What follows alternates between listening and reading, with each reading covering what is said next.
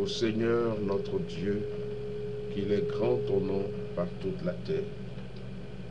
Jusqu'aux cieux, ta splendeur est chantée par la bouche des enfants des tout petits. Rempart que tu opposes à l'adversaire, où l'ennemi se brise en sa révolte.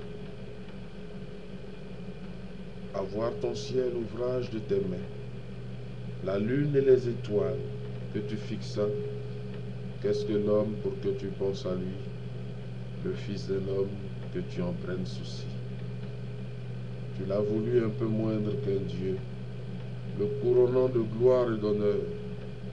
Tu l'établis sur les œuvres de tes mains, tu mets toutes choses à ses pieds. Les troupeaux de bœufs et de brebis, et même les bêtes sauvages, les oiseaux du ciel et les poissons de la mer, tout ce qui va son chemin dans les eaux. Ô Seigneur notre Dieu, qu'il est grand ton nom par toute la terre. Chers frères et sœurs, à voir ton ciel, ouvrage de tes doigts, la lune et les étoiles que tu fixas. Peut-être sommes-nous dans le cadre d'une célébration de nuit, hypothèse tout à fait vraisemblable, puisque le prophète Isaïe fait parfois allusion à ces célébrations nocturnes, par exemple quand il dit « Vous chanterez comme la nuit où l'on célèbre la fête, vous aurez le cœur joyeux ». Isaïe chapitre 30, verset 29. Imaginons donc que nous sommes un soir de la saison des pluies,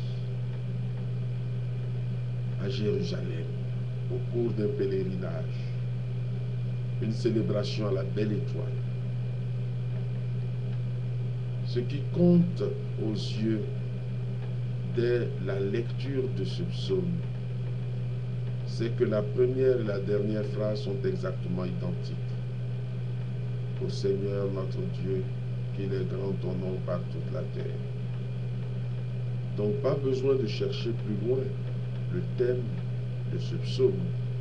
C'est une hymne dans la grandeur de Dieu.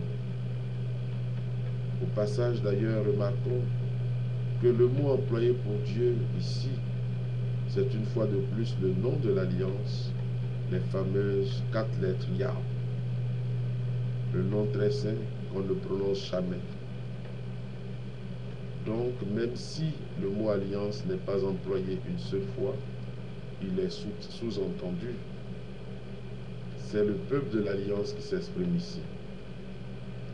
Revenons à cette phrase qui est répétée au début et à la fin. Ô Seigneur notre Dieu, qu'il est grand ton nom par toute la terre. On a donc là une parfaite symétrie. Elle encadre quoi? Une méditation sur l'homme. Cette construction est très intéressante. À la fois l'homme est bien au centre de la création et en même temps tout, y compris l'homme, est rapporté à Dieu. Lui seul agit et l'homme contemple. Tout est ouvrage des doigts de Dieu. Tout est œuvre de ses mains. Tu fixas les étoiles. Tu penses à l'homme. Tu en prends souci. Tu le couronnes de gloire et d'honneur. Tu l'établis sur l'œuvre de tes mains. Tu mets toutes choses à ses pieds. La couronne de l'homme, c'est le cosmos justement. Et ce n'est sûrement pas un hasard si le psaume est construit de telle manière que l'énumération des œuvres créées par Dieu encadre l'homme, lui faisant comme une couronne. Si on reprend la structure globale de ce psaume, il se présente comme des cercles concentriques. Au centre, l'homme. Qu'est-ce que l'homme pour que tu penses à lui? Le Fils d'un homme, que tu en prennes souci. Tu l'as voulu un peu moindre qu'un Dieu, le couronnant de gloire et d'honneur. Tu l'établis sur l'œuvre de tes mains. Tu mets toutes choses à ses pieds. Puis un premier cercle, la création. De part et d'autre des versets concernant l'homme. D'un côté, le ciel étoilé et la lune. De l'autre, tous les êtres vivants, troupeaux, bêtes sauvages, oiseaux, poissons. Puis deuxième cercle, la fameuse phrase répétée, l'homme contemple le vrai roi de la création. Ô Seigneur notre Dieu, qu'il est grand ton nom par toute la terre. La royauté de Dieu est dite déjà par le mot grand, un mot du langage de cour qui dit la puissance du roi vainqueur. Elle est dite aussi bien par le mot splendeur. Le roi est vainqueur de l'adversaire, de l'ennemi, sans difficulté apparente, puisqu'il se contente pour rempart d'un grasouillis de nourrissons. La traduction de ce verset est très discutée. Nous choisissons ici la traduction liturgique, puisque c'est celle-ci que nous entendons à la messe, et elle est très subjective. Jusqu'aux cieux, ta splendeur est chantée par la bouche des enfants, des tout-petits. Rempart que tu opposes à l'adversaire, où l'ennemi se brise en sa révolte. Sous-entendu, le chant des tout-petits. Voilà le rempart que tu opposes à tes ennemis. Cela suffit. Cette royauté, Dieu ne la garde pas jalousement pour lui, puisqu'il couronne l'homme à son tour.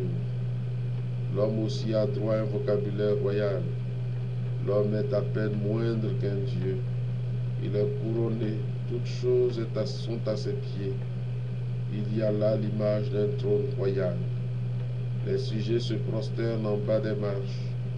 Pour dire la même chose, le livre de la Genèse avait raconté la création de l'homme comme intervenant en dernier après toutes les autres choses, après tous les autres êtres vivants, pour bien montrer que l'homme est au sommet. Et puis, le livre de la Genèse encore avait montré l'homme donnant un nom à toutes les créatures, ce qui est le signe de supériorité, de maîtrise.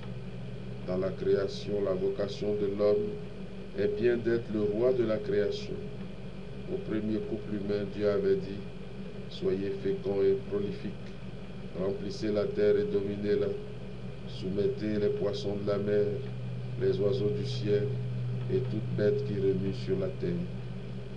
Je reviens sur la phrase, avoir ton ciel ouvrage de tes doigts, la lune et les étoiles que tu fixas, qu'est-ce que l'homme pour que tu penses à lui, le fils d'un homme que tu en prennes souci.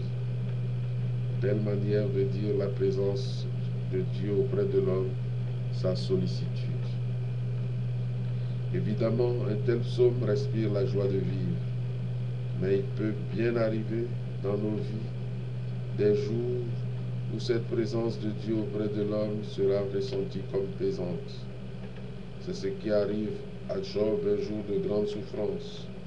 Il était un grand croyant, un priant, et il connaissait ce psaume par cœur, très certainement.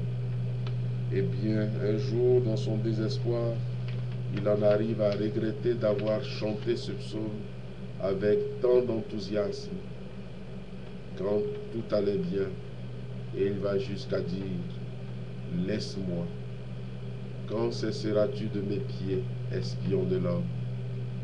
Qu'est-ce qu'un mortel pour en faire un si grand cas, pour fixer sur lui ton attention? » Ce jour-là, sa foi a bien failli basculer. Et certains d'entre nous, trop éprouvés, connaissent ce vertige. Même pour eux, comme pour nous tous, comme pour Job, Dieu veille et continue, quoi qu'il arrive, à prendre souci de l'homme.